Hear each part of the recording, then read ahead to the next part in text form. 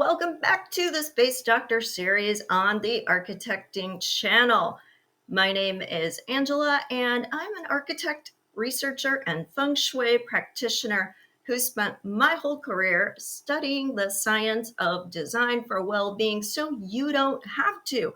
Trust me, there is more here than you would suspect, so I make thoughtful weekly videos every single week using my Salutogenesis card deck, which has two parts: foundational concepts, which are underlying issues that have a huge impact on our well-being, and then what my research has identified as the 5 aspects of salutogenesis, 5 core theories that I've also paired up with the elements in feng shui. So you'll see there's a lot here that matches up, a lot of powerful symbolism. So I will draw a card from each part of the deck, and then we will talk about how those two cards together are telling us something we should know about design for well-being. So let's go ahead and get started. The first card that I drew from the foundational concepts part of the deck is trauma. And you're looking at this really black, murky card. And the first thing that you notice here are just 2 red glowing eyes. And this is to really symbolize how once we've had a traumatic event, how easy it is to get triggered. These little clues, these little signs of danger, which are represented in things that trigger us to relive the trauma, then our imagination starts to fill in the blanks and see things that may not be there.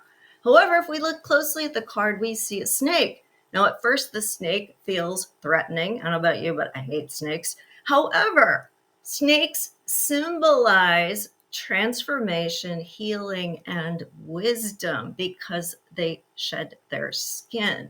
So it represents that ability to transcend trauma.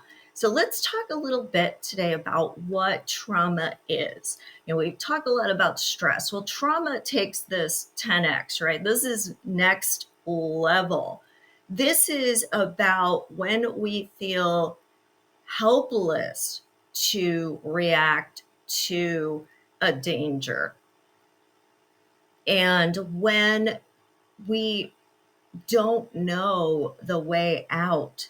And so as a result, we can really feel stuck in our lives. We can really feel like we have to just shut down in order to get through the trauma. And what's important here is that even when we're not in that traumatic situation, things that remind us of it will cause you to dissociate and freeze up and be in that moment unable to function or cope. And certainly you're not showing up as your best self.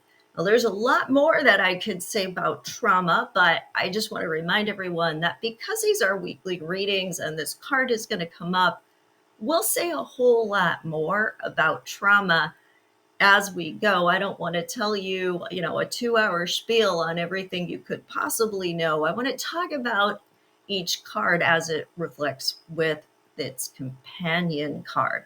But suffice it to say that trauma isn't just about the traumatic event or events that you experience, but it is about the lasting impact that that trauma has on you, even when you're not experiencing that event any longer because of these associations and what it does to us.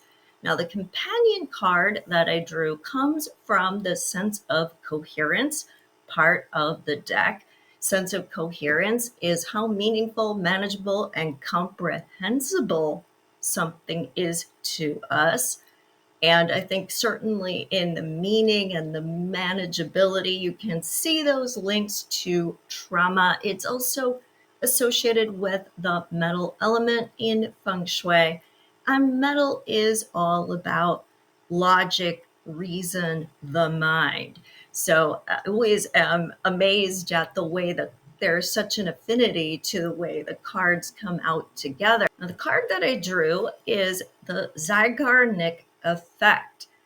And the symbolism on the card is this compass overlaid on signs pointing multiple directions in a busy city where there are multiple destinations.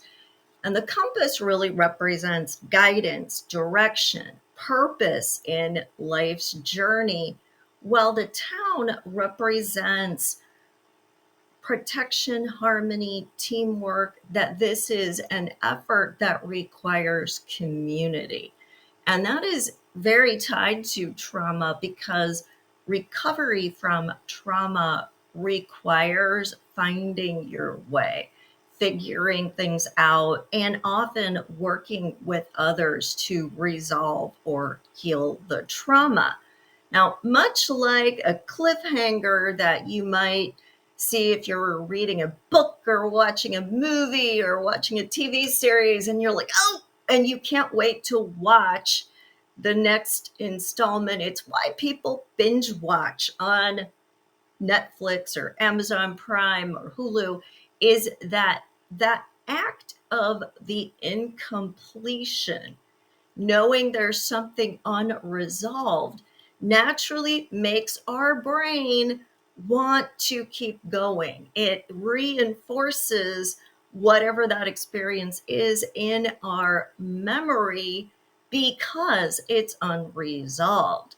So I think that is really interesting when we pair it up against trauma, because the reason we have this trauma is because something that happened to us that was harmful is unresolved. Therefore, things that trigger the trauma relive the pain, the harm of the initial experience or experiences.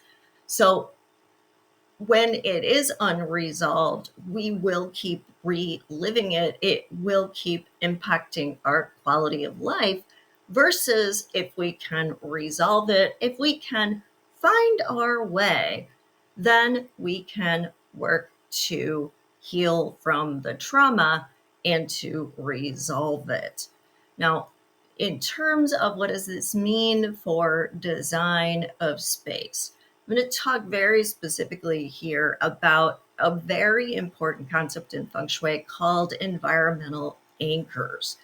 And what environmental anchors are, or things that have special meaning, whether they are a cultural meaning or a religious meaning or a personal meaning. And environmental anchors could be positive things or negative things. So, what we want to do is really think about the environments that we're in. And if there are objects, this could be artwork, this could be decorative pieces, furniture, symbols, anything like that, that is associating in our memory with past traumas. And if so, we want to hope to remove them. Now, if we can't remove them, we could try to neutralize them by trying to add something to the environment that might represent strength or prevailing over the trauma or remind us of a trauma resolution technique that we might be working on. Positive environmental anchors, though, would be things that are associated with strength, courage, success, feeling that you can do it. Anything like that is going to be positive. So look for whether you have negative environmental anchors and remove or neutralize them, and look to add positive environmental anchors to your space. That is going to help you move forward. Also, remember, with sense of coherence, we are looking for meaning and manageability. So what can you put in your space that helps you navigate your day or whatever task you're doing in that space with greater mastery, with greater ease?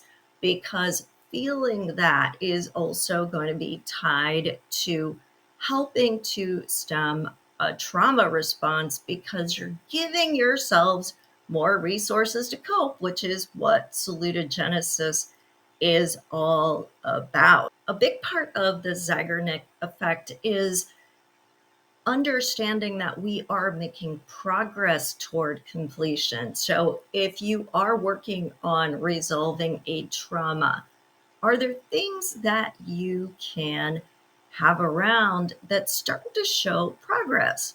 Like maybe you've been doing some work on something, and the next time you encounter a trigger, your reaction isn't as strong, or you feel that you've handled it better, or you're better at avoiding things you know will be triggers for you.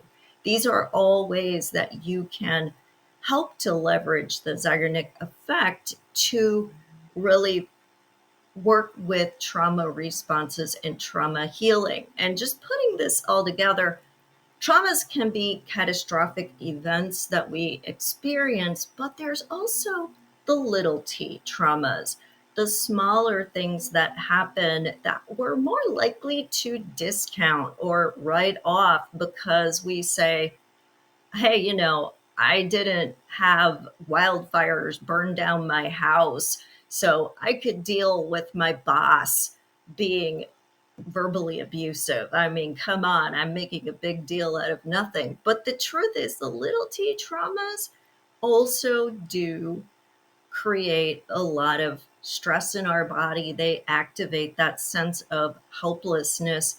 And sometimes they can be more harmful because we're less likely to get support from other people or to even know that we need help because we write them off as insignificant.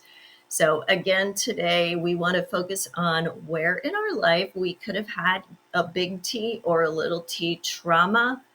We want to use the ideas in the Zeigarnik effect of how our brain will keep going back to what is unresolved to help us put in environmental anchors in our environment that will reinforce positive things, reinforce that meaningfulness, manageability, and comprehensibility in a positive way, and also to mark our progress.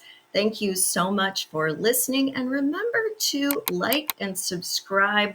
That is the best way to help more people find this channel and themselves learn more about how you can really take meaningful steps to set your built environment up to work for you.